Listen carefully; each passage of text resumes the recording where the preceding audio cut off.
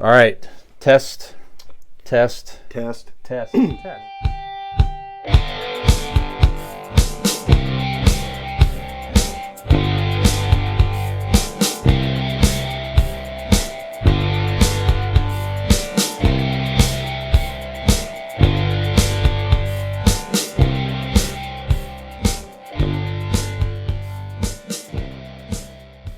And welcome back to Convincing Idiots. Tonight, our main topic, slasher films. Why are they so scary? What makes them scary? And why do we love them so much? Is that your Robert Stack impression? I'm trying. I'm working on it. Okay. It's not where it needs to be, but I'm working on it. I agree. At least you got it. At least you understood who I was going with, right? All right. I ain't mad at that. I'm working on it. All right. All right. Okay. But like I said, this week's main topic, the main event, horror or slasher films. Who our favorite slasher films are, our favorite slasher characters, main event characters. I don't know what you call them. And we'll go from there. Let's start with Brian. Brian, do you want to start with your favorite film or slasher character? How do you want to start this? First I'm interested, by the way, it's just, so in your mind, what is a slasher movie? And that was going to be my deal. Okay, that was going to be my question. Go ahead. No.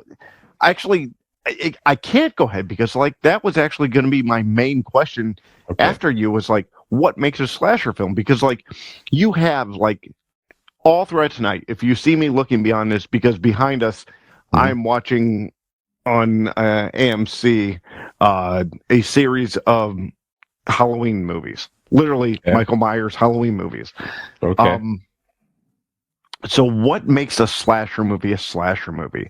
Is it, because you have Michael Myers cutting up people, hiding in the bushes. You have Freddy Krueger coming from dreams, cutting up people. You have Jason Voorhees cutting up people from the woods.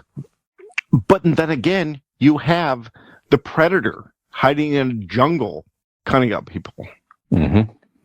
Is that a slasher movie? What makes a slasher movie a slasher movie? Okay.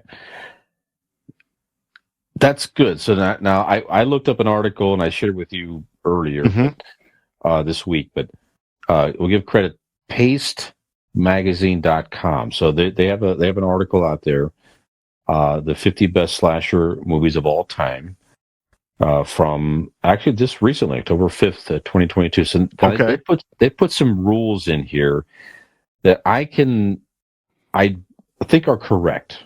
So their rules to me define a slasher movie. I'm not going to go through all the rules necessarily, but the bottom line is it's a slasher. It's a human. That's the thing. It's a human character. It's not a creature. It's not a demon, ghost. No, none of that. It's a human character. Now, it doesn't mean it can't be a human character that does not have weird abilities or. Because Jason Voorhees, he's at a certain point was a zombie / Right, he's kind of an undead type character, but he's still a human Freddy character Krueger. Killing. Yeah, Freddy is another one. You're right. He's a dead character, but he's still a supernatural human character, human killing character. Okay, that's right. So, it's a thing, and it's not like a real. I don't know what I'm trying to say, but that's mainly what it is. Really, that's in my mind. It's a human, and we can debate character. that as we go on through our lists. Of people and movies.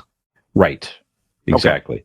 And it's not like a documentary on, if it's a movie, like we saw the whole monster Jeffrey Dahmer story we talked about last week. Obviously, that's a real story of a real person. That is not a slasher documentary. That is, slasher. It's a fictional character that at least was a human at some point, pretty much. Sure. So in your example there, Predator, yes, there's definitely a body count.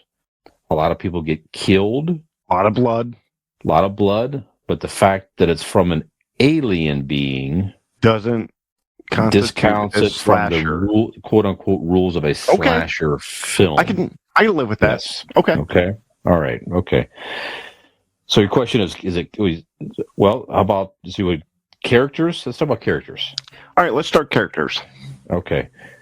So a lot of them actually are on. If you're watching the video, you can see maybe sort of, but a lot are on my shirt. Some of the classic ones here.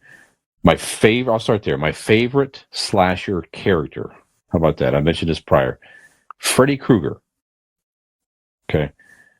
And the reason Freddy Krueger is my favorite, it's just that idea.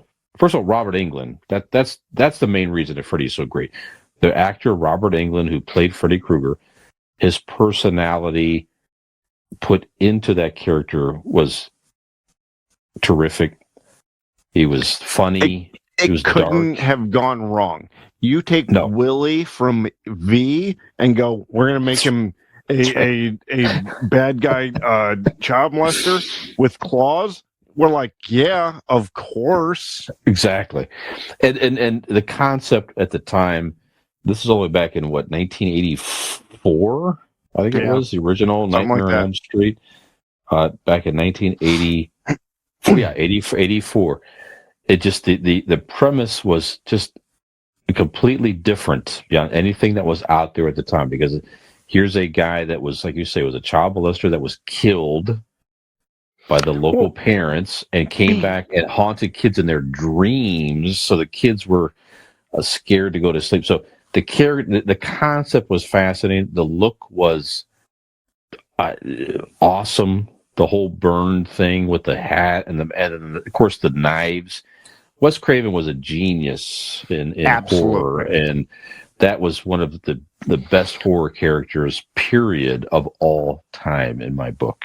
Go ahead. Wes Craven was a genius in general. Mm-hmm. I mean, excuse me. Wes Craven wasn't just a genius in horror. He was a genius in storytelling. Look at where he got the idea. It was from an article about a community where like these people were dying in their sleep. It was like, I believe it was a Native American community where like these people were dying in their sleep for no reason. And then he also got the other, the molestation, horror guy from another article. Like he took things from like real life and incorporated them and wrote them so brilliantly. And the difference between Freddy Krueger and like every, because that was 84 you said, and Texas Chainsaw Massacre came out in what? I'm guessing 70. That was 74, 10 years prior. Okay. Beautiful. So he took, the general slasher idea and genre and gave it personality. Yes, right. He gave it all of these other slasher films of like the creepy guy in the woods or the creepy guy, in the creepy house. He gave it a reason to be scared of him. Yes, you're right. Before 84, nobody would have thought of like, oh, let's do a child molester being the bad guy. Mm-hmm. Oh my God, that's faux pas. We can't say child molester. We can't say that like somebody did something in real life and put it in a movie. That's absurd. No, he took like real life, very multiple ideas of real life horror, and put it into this character. Yes. And then Robert Englund, yes, I made the joke earlier, but like he was to the public known as Willie from the TV show V, like the lovable Willie, right? Like he was like one of the most beloved characters on that miniseries, which was watched by millions. And yes, you don't quite see him because like, the scarred face and the makeup, but the personality came out. And I will say it to this day, Nightmare on Elm Street 1, compared to the rest of them, there is no comparison. Yep. Nightmare on Elm Street 1, the original, was about fear. It was about fright. It took the inner idea of like kids from the 80s being afraid of the dark, being afraid of the boogeyman, and held that, and fucking Wes Craven like twisted that. After that, 2, 3, 4, 2000, whatever, was Freddy Krueger making jokes and being light and fun and making puns as he stabbed you. Cool. But that first one, it held fear for everybody who watched it. Wes Craven held everybody's fear in the palm of his hand. So that to me, why I agree with you. I don't know if we're doing a 1 to 10 list or 1 to 5, doesn't matter. To me, that's why Freddy Krueger and that first film, could be listed as the best horror slasher genre, character movie. Oh yeah, it's way up there. I agree with you. Way up there. And you're right. Up to that point, you think about that era. That's all the dynamic as well. Like you said, 84. There was nothing like it. Leatherface was very animated for sure, but he didn't talk. He had no personality. You're right. Didn't talk. Jason definitely did not talk. And you had Michael Myers at that point did not talk, of course. That was it. Freddy was a whole different thing. Anyways, we can talk about this for a while, but that's probably my number one still is Good night, Freddy everybody. Yeah, that's it. That's it. So who's one of your favorites? Okay. I had listed a few of these, but I'm actually going to go on a route of somebody we haven't actually physically talked about in that segment. Candyman. Okay. Yeah, I remember that. To me, Candyman, I'd grown up with Jason, Freddy, Leatherface. I've grown up with all of these horror classics, and to me, they were all, because 84, I was 3.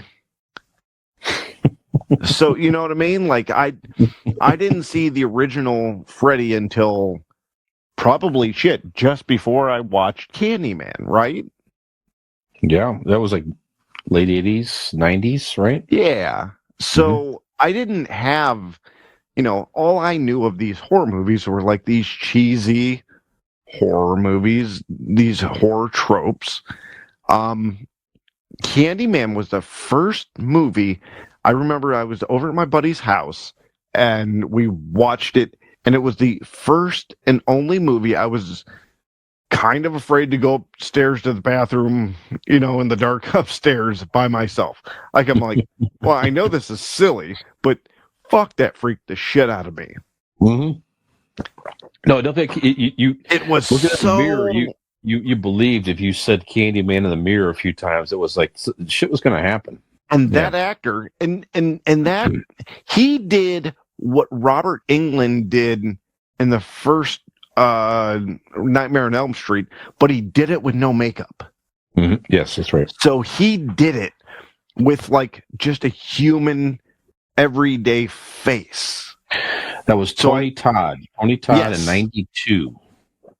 So he came in and like didn't have to say a lot, but when he did, that goddamn voice was booming. You know what I mean? I read too. He actually had real bees, and he was stung really many times. Oh yeah, just to for the effects. Holy shit! To try to make it as realistic as possible. He had real bees on him, and I think it was his mouth. Did they come out of his mouth or something like that? But he definitely put himself into that character. Now they had a remake of that movie. They did. Well, he came back for it. Did he? I've not seen the remake. Yeah, but just still, you're right. The last one. He came back. But yeah, he did. It was, and I was way too old to like be afraid of movies. You know what I mean? But like it was so effective that like that night, I mean, yes, the next night I went to the bathroom just fine by myself. But like that night, that moment when we turned the movie off, I'm like, yeah, I'm a little weirded out by going upstairs by myself. You know what I mean? It was brief, but like it had an effect on me after I watched that movie. And fuck, I could watch Hellraiser, Jason, and I'll go sleep in the woods. You know what I mean? Like all of those movies don't affect me. The slasher movies to me are silly, or at least they were, and I'll explain a little more later. But that one had an effect on me. That had an effect on like teenage Dean. So sure, I'm going with Candyman. Very good, good one. Yeah, of course. I mean, it's like you could almost put Jason and Mike Myers almost in the same sentence, kind of. Right. Jason was a different level because they definitely took that character to. Yeah, well, first of all, the original Friday the 13th. We'll talk about more movies later, but Jason was not the killer in that. But he became the killer in part 2 going forward, and they decided we're just going to make this guy like a machine. He's like he's a Terminator. Yeah, nothing stops him. There's no explanation for it. It doesn't make any sense at all. He keeps coming, and that's what made the character kind of interesting and more frightening at the time, because there was nothing that the ordinary stuff could not stop him. He just kept coming at you, walking. It was just a whole thing, and the whole look. But it was necessary. It was necessary. Yeah, because like think of it this way: if you have those movies, you know, you have Jason or Mike Myers, and like if you want to base it at least somewhat in real life, and you have the police show up and they fire a couple rounds at him, he has to die. Like, you know what I mean? Like, you have to have some sort of like, you know, I don't want to say immortality, but you have to have some sort of like impenetrable deal to him, right? Right. Sure. Or like you go, real life, he's done. They arrest him or they kill him. Movie over. Yeah, and somebody was they had a genius to on part 2. Jason, he did not have the hockey mask yet. So part 2, he had a burlap sack. Yes. By the way, I went to that as Halloween back in high school when you had a burlap sack with the one eye, Jason, which was very hard to see. Needless to say, but it looked. Did you go home with a girl? No, I was in high school band marching, and it was very difficult with a one-eyed sack marching in the parade. But I will. But anyways, and going home with a girl being in the band is probably difficult as well. Sure, that's right. That's right. Oh, we had. Anyways, I won't even go into. You get your deal. You did all right. Yeah, we had some pretty girls in band back then. Anyways. So somebody said, camp, Brian's fingers. Anyways, go ahead. Somebody was ingenious and said, let's just put a goalie mask on him. I don't know who came up with it, but whoever it was, that decision to put that hockey mask on that huge man with the goalie mask, it made zero sense practically. It just looked cool. It was scary. It just took the character to a completely different level back then. So it just, like I said, just Jason looked cool. He was, and like you say, it's just the constant force, the constant moving force of he's not running, he's walking, he's just coming at you. You can't stop him. He's strong. It's a whole thing. So they've had many, many movies, and some of the movies were horrible, terrible, dumb, but some were very good. They had a reboot a few years back that was actually very entertaining. So I want more Jason. I'd like to see more Jason movies come back out here, but the character itself is just interesting and scary and frightening. So Jason definitely makes my top, my personal, if we're doing Mount Rushmore type stuff here, slashers, Jason is on my Sure. I have Mine Freddy too. for sure, and I have Jason up there as well. Go ahead. Who else you got? All right. So I'm gonna actually, as you were talking, Brian, I thought of a different one. I didn't even have it written down. I'm gonna go a little more meta on this Sure. one. Mhm. The most frightening, effective slasher killer slasher character slasher character. That's what I'm gonna go with. Mhm. Is the fucking music. Think about it. If you have Jason looking through the trees, because it's the POV point of view of like it's just the trees, and he's looking beyond it, or they had it in here, Michael Myers looking through the trees. Mm-hmm. If you don't know what you're looking at, or you don't know that that's the point of view, it means nothing. It's the or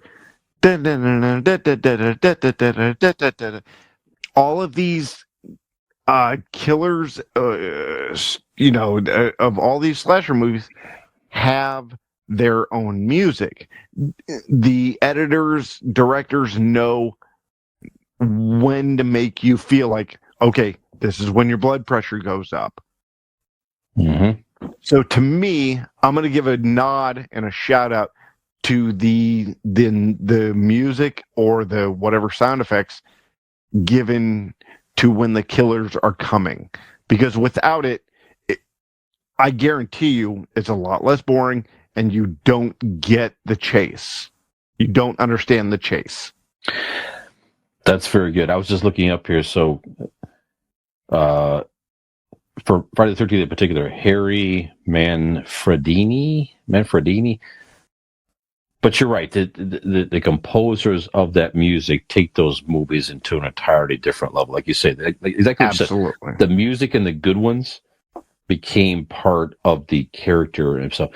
I mean, arguably, really, probably Jason has the most, the music and the soundtrack and the sounds. You're right. Probably Jason has probably the best. I mean, most certainly iconic, Halloween. at least. The Halloween has the theme of the movie. Yeah. And you know that one, right? And they definitely play some of that. But the Jason character, they definitely took that to a whole different level. Right? So the whole, you know what's going on, and the whole eerie sounds and music soundtrack and stuff like that. Definitely. Right. Because it in reality, genius. It's in the second one. It's his mother, that actress that played his mother, saying Jason kill or something like that. Right. I can't remember exactly what she had said, but it's a phrase that she's saying. Kill, but kill. The last part is kill. To me, that's just in the lexicon of our our nerddom. Almost, not quite, but almost up there with Vader's march. Dun, dun, dun, dun, dun, dun, dun, dun. You know what I mean? Oh yeah. You probably if you play for a kid. Yep. Yeah, if you play for a kid, like you say, you play for a kid. That soundtrack, they probably would know. Both. I think that's Friday the 13th. If they've been remotely exposed to any of that, they would know. Or they'll say Jason, or you know what I mean? Yeah, it's up there. Sure, absolutely. Okay. Well, along the same line, we already mentioned So Michael Myers is definitely up there as well. Yeah, so it's just the same type of deal. Just another supernatural force type thing, to where again it makes no sense how he survives. But again, another lumbering, huge figure that comes after you. But again, just a scary looking character with a white mask. Jason explained it as in like the kid died in the lake. You know what I mean? Right. He was already dead. Michael Myers was like a kid that just went crazy, and how did he become a demon or a supernatural being? Yeah, never explained it. Now, of course, Michael Myers never really was put through the same rigors, if you will, as Jason was, with really the crazy being hung and Stabbed, drowned and still electrocuted. coming. Yeah.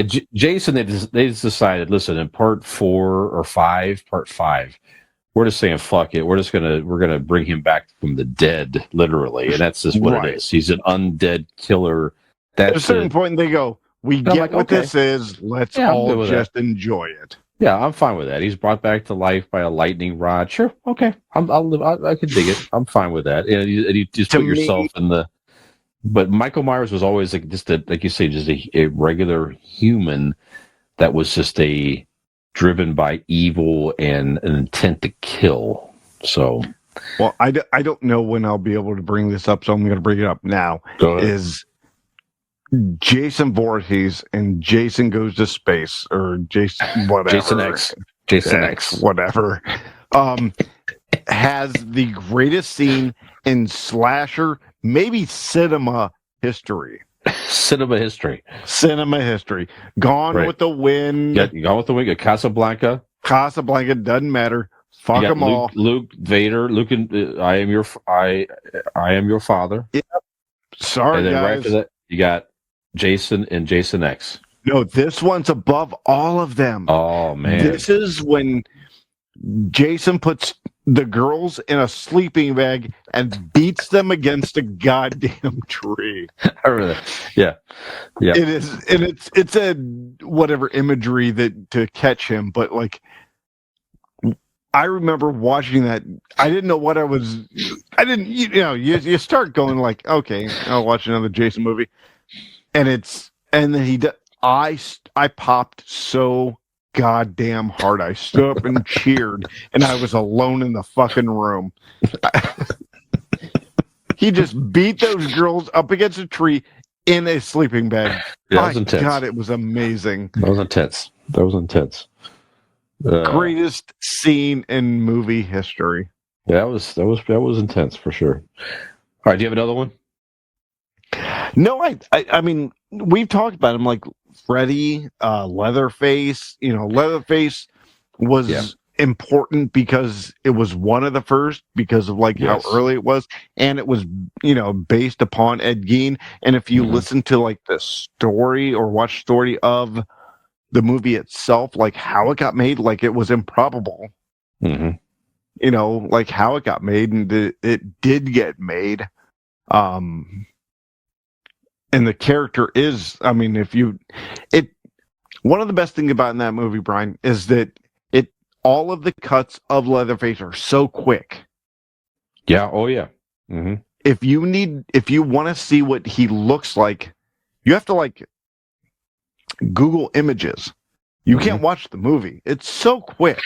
They had one scene where he was sitting there, right, and it's on it. Just so we'll talk about the movies in a minute, but there was a scene there. He was like looking up, and you got a real glimpse of him for a moment. It was like really frightening, scary. Yeah, Leatherface is definitely on my list too. I agree with you. Yeah, scary stuff. And there's nothing more iconic than at the end of that movie, they get away and he's just whipping that chainsaw around, and then the panning of the shot out. That's brilliant, like filmmaking right there. Like just that whole wrap around from the left and just coming up and then out. I mean, shit. I mean, that's just brilliant. And the budget that they had, and that's genius. Because like they didn't have a lot of money for that. You know what I mean? No. It's just a brilliant shot. All right, two more characters. Just honorable mention. Ghostface is behind you. Ghostface. Yep. So the 80s, we had some great slasher films in the 80s in my generation. Can we say that? There you go. There you go. Golden Head Dean is Ghostface. No, but it fell off. There's some great slasher movies throughout the 80s in my generation, growing up in high school and all that. And it was like, is this sort of dying out? And Scream came out back in 90. Yep. God, was it 92? Is that what it was? Written, director, whatever, by Wes Craven. Yes, that's right. So that introduced Ghostface, and Ghostface, and it made it scary because it was just a 96 is what it was, not 92, 96. And it was just a dude, just a dude who put the costume on that was killing people, and that made it extra scary there as well. That's true. That's true. But Ghostface was great. The concept it's very simple. You could picture it really happening. You didn't have any really weird. Here's my problem with it. All right, go ahead. That it was revealed to be a psychological thriller. It was revealed to be a revenge plot. It was revealed to be two different teenage boys. The killer was scary and intense up until the last scene with Ulrich and what's his name? You know, stabbed in the side. You know what I mean? Like it was intense and scary until the reveal. Then to me, it ended up being a psychological thriller. Fair enough. Fair enough. But you're right. Up until then, like that. It had every element of a slasher film. Ghostface was scary and intense. And Norman Bates. I'll say from Psycho. Well, because Norman Bates is the grandfather of horror movies and slasher films. Two different genres. Right. And he's the grandfather of both. Is he the first? He must be the first, right? That was back in 1960. Well, I mean, I'm sure there's like going to be nerds listening to us, you know, on these podcasts right now. No, there was 1958 where so-and-so did a so-and-so film that only 3 people watched. I'm sure there's like, yes, they did. I'm sure they did slasher films before that. But like in the modern era, I would think that Psycho is the first, you know, the grandfather, the Mac Daddy, if you will, of slasher films. Absolutely. Okay. All right. So we talk about our characters. We're talking about regarding blending into films, which is perfectly fine. So what about what are some of your favorite slasher films, and why? I mean, my number one and be all of number one we talked about, and I already gave kind of the reasoning why, but Nightmare on Elm Street 1. Because, like I said, you know, fucking rewind it 5 minutes. It is because of how original it was, of how innovative and special the idea and thought was, and what he was able to accomplish with the budget that he had, because they've been doing slasher films and horror movies since the beginning of film itself, but he was able to do something way different that didn't look like rubber masks moving across the screen or weird special effects of like stop caption. You know what I mean? Like he did like horror as we know it. So to me, my number one, because of all of those reasons, is Nightmare on Elm Street 1.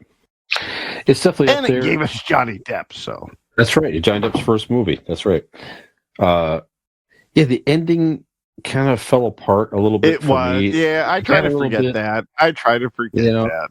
The whole climax of her fighting Freddy was okay. Right. You know, kind of fell apart a little bit. And then just the very end, they tested different endings of it. You know, Wes Craven did not want to do the whole scene when he pulled the mom through the window. It did not look good. The kids drove away in the car, and the car locked and stuff. It's like, what's going on? It just kind of ended strange, you know. But you definitely got the idea that, okay, Freddy's alive, and weird things are gonna. I don't know. That's it. But like you say, other than that, it really had a lot of great moments throughout that entire film, and you know, I mean, the reverse scene with where they shoot the blood down through the hole in the ceiling. That was great. I mean, up until that point, had you seen anything like that? No, that was good, and just the drama of the teen actors were awesome. It just the idea of and just you felt their anguish, Nancy especially, of course, Mm-hmm. trying to stay awake because she knew if she fell asleep, there's a chance she was going to get killed. That was really a whole different level of that made you kind of afraid back then to fall asleep. Yeah, to go to sleep. And he's like, everybody has to go to sleep. You will eventually fall asleep. You cannot keep the body awake. But then that's when you were vulnerable.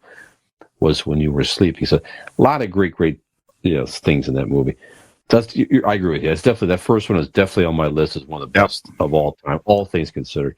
Before you go on to the next one, I just want to say real quick that I just recently half-ass watched the reboot. Awful. Fucking dog shit. Anyways, Brian, what's yours? That was terrible. We talked about this, I think, on reboot movies. Was you and I talked about this, I think. Yeah. Yeah. Well, no, we all three of us talked about this. Some of our best and worst reboots, and that made my list. At that point, I hadn't seen it. I just saw it the other day. Terrible. Fuck. Terrible. Bad. Yeah. No reason to watch that. No. None. Zero. Go back and watch the original. That's it. You mentioned already. I built a time machine. I built a time machine just to go back 2 hours and beat the shit out of myself for just because he was about to watch it. That's right. There you go. Good for you. You mentioned already, but one of the best of all time was the Texas Chainsaw Massacre for many reasons. Absolutely. Like you said, the filmmaking, the shots. There were so many elements of that movie that were so scary, and you kind of forget the entire. Well, virtually, I didn't see the entire, but most of the movie was filmed, and it was the middle of the afternoon. Yep. These kids went to the wrong house in the middle of the day to try to get some gasoline for the vehicle, and that was it. So right in the middle of the afternoon, he went to the wrong house at the wrong time, and that's when Leatherface emerged and took his first victims. Leatherface. If you didn't have Texas Chainsaw Massacre, you definitely wouldn't have anything of Rob Zombie. You may not. Sure, you may not have a lot of these films even because now. He pretty much ripped off that movie for his first one. Sure.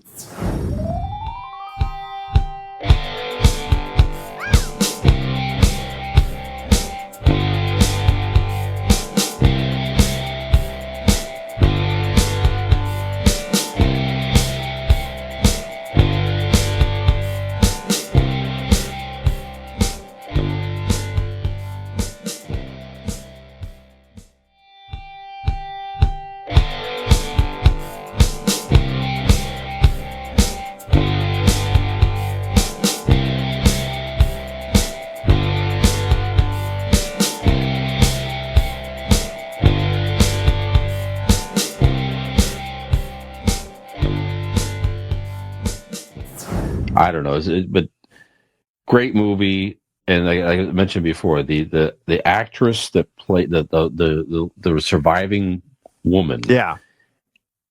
There's so many bizarre things in that movie. The whole cannibalistic family, strange, but just the terror portrayed by that actress, that woman in that movie, was just super authentic. She was. Of all the movies I've mentioned, I probably mentioned this way back in our episode 1, Dean, 2 years ago when we were doing this here. I'm sure I mentioned probably said this very same commentary, but her terror was so authentic and is one of the best acting jobs of any horror film you're ever going to see. Period. Was that actress of that woman just portray of the fear and terror that she had of being held by that family, and she got out of there. Just like you said, the whole weird, bizarre scene of him spinning the great movie. Beautiful ending. Yes, if you've never seen it, stop what you're doing. If you're a remote horror fan, watch the Texas Chainsaw Massacre. That's it, hands down, one of the best of all time. I could talk about it more, but let's keep going. What else you got? I mean, my movies and my guys, I actually, there's pretty much that, that Mount Rushmore that we pretty much covered. Yeah. Okay. The Psycho movie, we mentioned Norman Bates, like you said, the granddaddy of them all. Yep. Alfred Hitchcock. And the godlike of them all, like you said, Alfred Hitchcock. Imagine what he could do like now, like with the movie capability of it all. Like if you like went in a time machine, grabbed him, and go bring him up to today and go, you have all of this you're capable. Right. Go. What he could do. It would be incredible. Amazing. Just a genius. Janet Leigh, and then it was Jamie Lee Curtis's mother, which most people know, was the victim in the shower. I'm going to introduce a character. You're going to get to know the character, and then almost quickly he kills her off, and it's like right because you kind of think you throws you off completely. You actually think that like, oh, she's the main character, right? There's no reason not to think that way, right? Genius. Yep. Genius. Okay. So there's plenty of movies we could talk through. I know we're getting late in the episode here, but just in general. So what is it about these movies that you find entertaining? What is it that gravitates you to these movies at all? Why are they fun? Why are they so popular? Go ahead. To me, they're popular because they're stuff we can't do or we're not allowed to do. Can I kill several people? Correct. And get away with it? Right. I mean, like, look at the idea that, like, all of us are annoyed by, human beings in general, right? Okay. We all of us hate each other, right? We all pretend and we're nice and whatever. But like deep down inside, there's that moment where it flashes in your head or your brain of like, what would it be like to just fucking rip his head off and throw it? Yeah, it's gonna be a machete and just mow through some folks. Exactly. Get to the front of the line. So just like romantic comedies take our inner, special love and go, oh, wouldn't it be nice to do this? And then the action movies take our inner, manly. It's like, wouldn't it be cool if I fucking destroyed the bad guy? Slasher films don't leave us to where like the Jamie Lee Curtis or whatever, like victims. No, we watch slasher films secretly to like get in Jason's head or body or Michael Myers. It's like, get our aggressions out. Okay.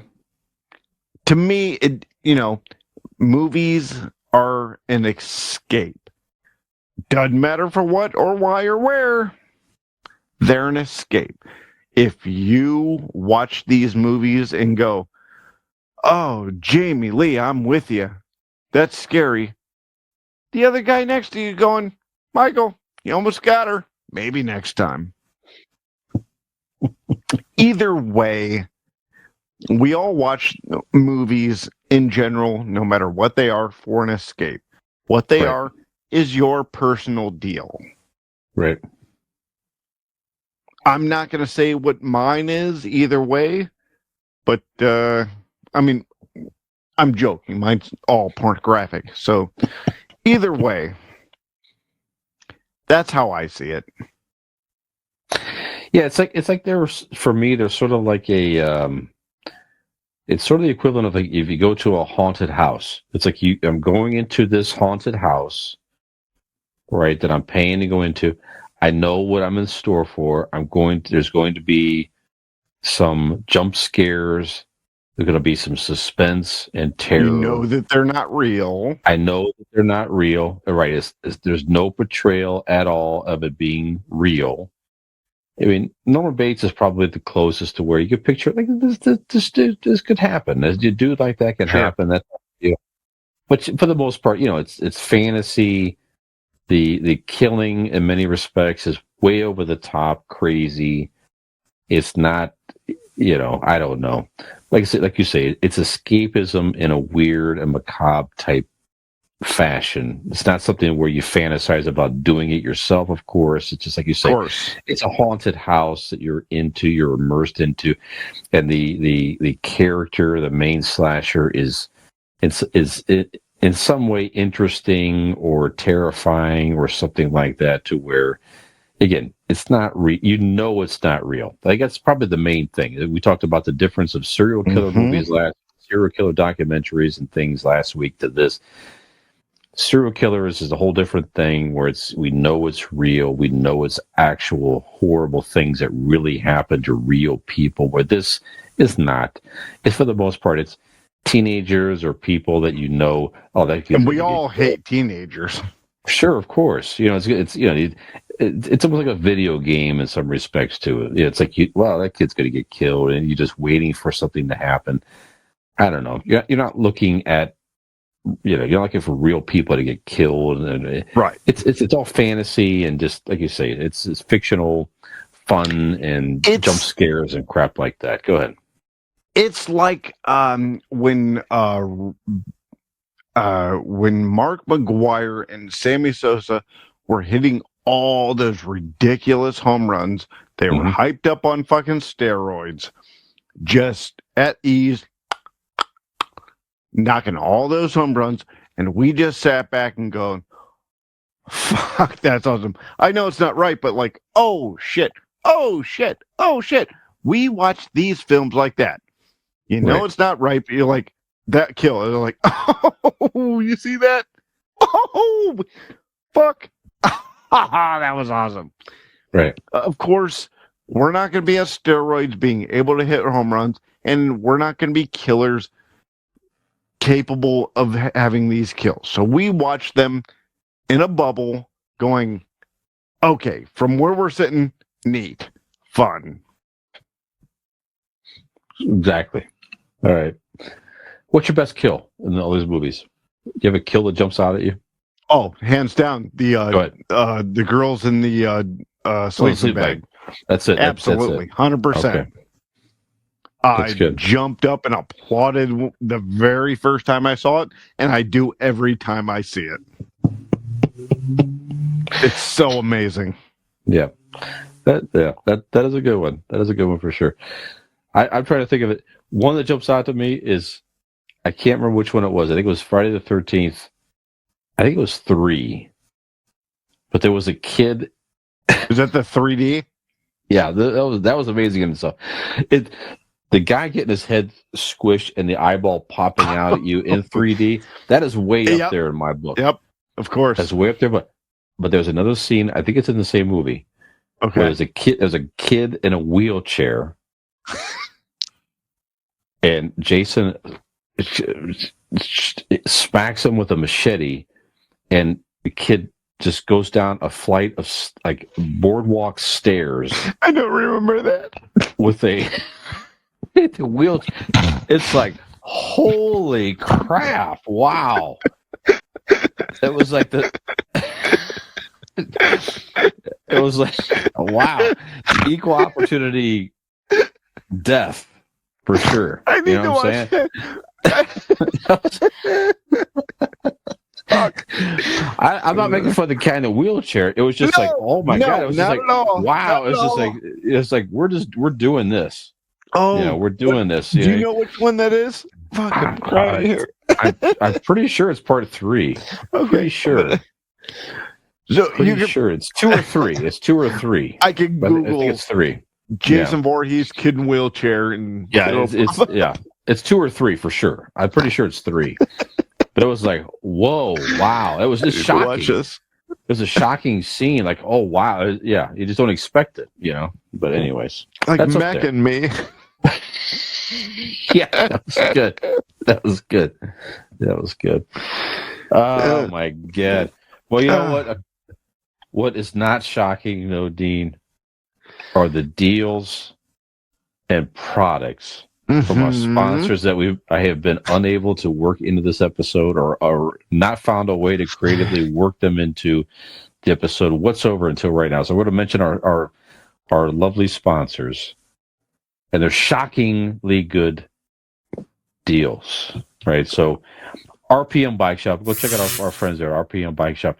Quality electric bikes at an affordable price. You know, it's getting into the fall season. You still can get out there on the trails. It's not too late. Also, get yourself a bike in the off season. Get yourself a good deal and store it and get yourself ready for the spring season in 2023. As soon as it starts to warm up and you're ready to hit the trails in 2023, how great would it be to jump on a nice electric bike and get yourself going out there? So go check them out on Facebook. You can also give them a call at 330. Do you know how many more people? Do you know how many more people Jason and Michael Myers could have killed if they would have been on an RPM bike? They would have got away from those guys easily. Easily. You don't have to exert any energy. You're just cruising on a bike. You're easily getting away from Jason, for sure. So give them a call at 330-808-7792. Find them on Facebook. Find their website. And check them out at RPM Bike Shop. Great stuff.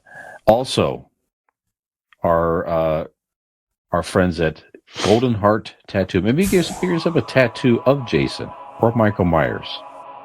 Which I actually have Jason here. Oh, very good. Freddy's glove, Jason's mask. I like that. Yep. So there you go. Actual example on Dean's arm of getting a slasher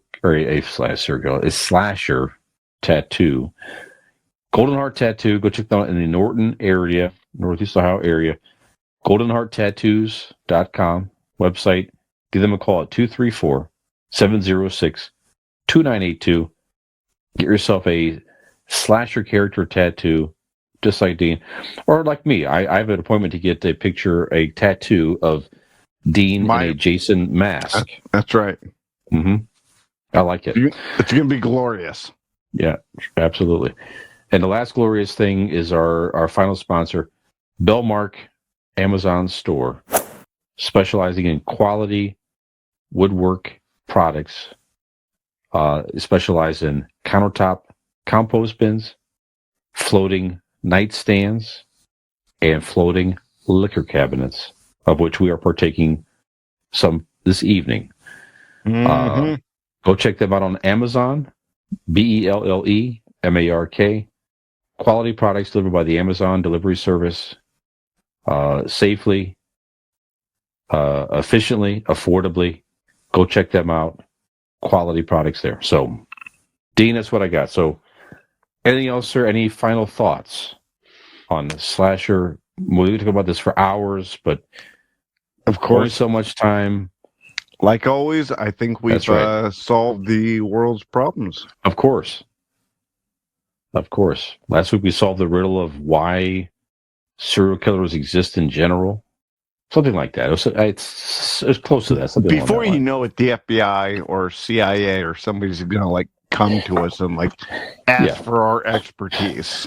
Sure. Before they kick the door in and take us into a government work.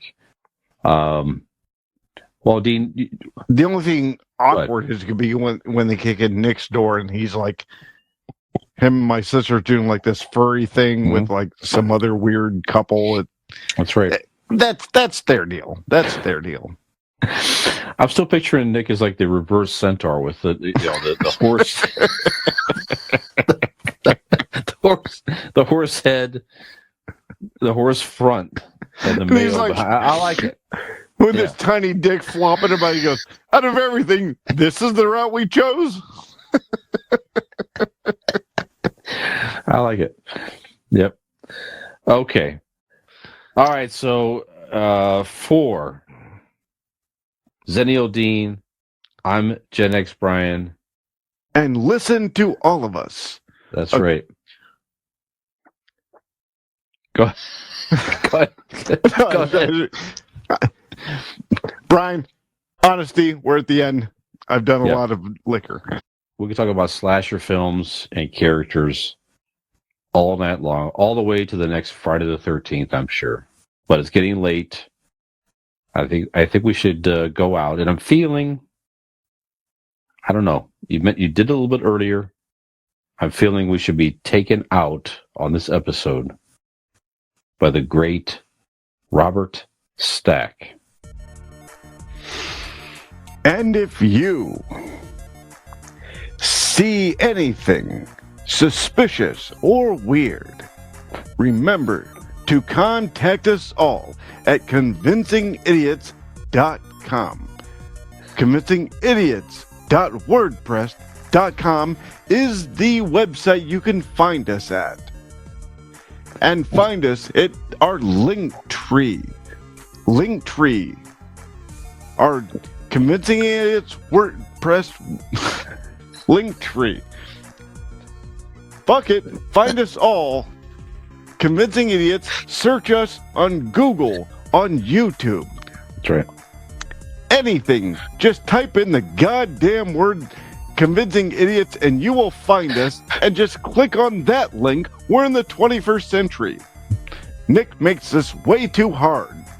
Just type in Convincing Idiots and you will find us and enjoy us through all of the social media products.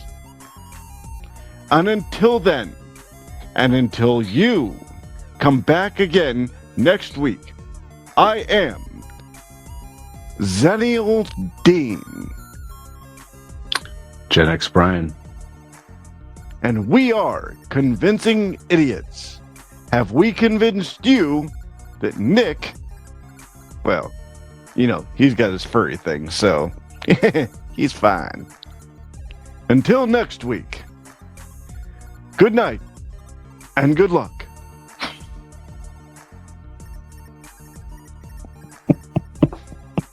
Hi, this is Millennial Nick, along with Gen X Brian and Zenial Dean. Hey, if you liked that video, which we really hope you did, you should like and subscribe. That would be great.